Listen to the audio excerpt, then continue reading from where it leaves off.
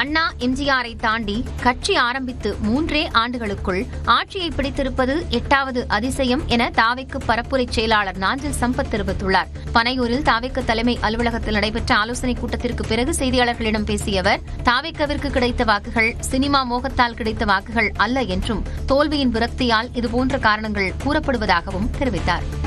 இன்னும் 11 இடங்கள் தேவைப்படுகிறது. அதுக்கான பேச்சுவார்த்தை அப்படிங்கிறது பாமக உள்ளிட்ட காங்கிரஸ் உள்ளிட்ட கட்சிகளுடன் எது பேச்சுவார்த்தை அப்படிங்கிறது தொடங்கி இருக்குதா? என்ன பண்ணி இல்ல அது தலைவர் முடிவெடுப்பாரு. அது எங்கள் தலைவர் முதலமைச்சர் ஆக போற 2 நாள்ல.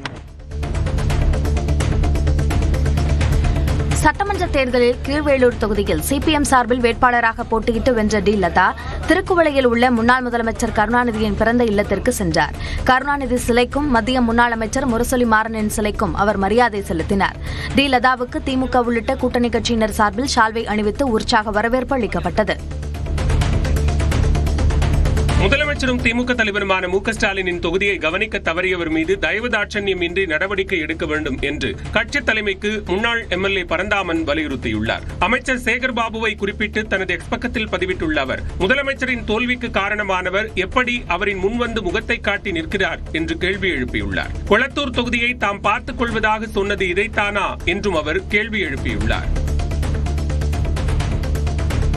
அமைவிருக்கும் தாவேக்கா அரசு ரவுடிகளிடமிருந்து வணிகர்களை பாதுகாக்க சட்டம் இயற்ற வேண்டும் என தமிழ்நாடு வணிகர் சங்க மாநில தலைவர் காமராசு கோரிக்கை விடுத்தார்.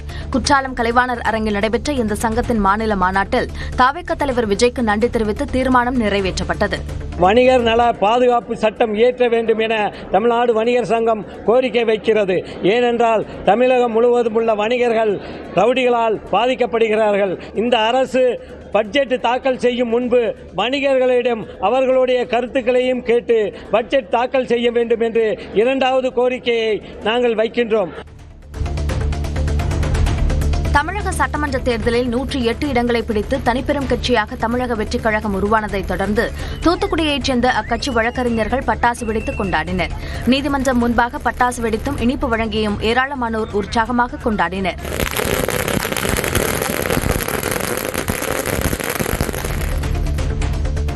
புதுச்சேரியில் முதலமைச்சர் ரங்கசாமியின் அலுவலகம் புதுப்பிக்கப்பட்டுள்ளது. மீண்டும் ஆட்சி அமைப்போம் என்ற நம்பிக்கையில் கடந்த 3 மாதங்களுக்கு முன்பே தனது அலுவலகத்தை புதுப்பிக்க ரங்கசாமி உத்தரவிட்டிருந்தார்.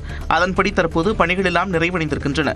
அவரது ஆன்மீக குருவான அப்பாசாமி மற்றும் திருவண்ணாமலை கோவில் படங்களுடன் அமைச்சரவை அலுவலகம் ஆன்மீக சாயலுடன் புதுப்பிக்கப்பட்டுள்ளது.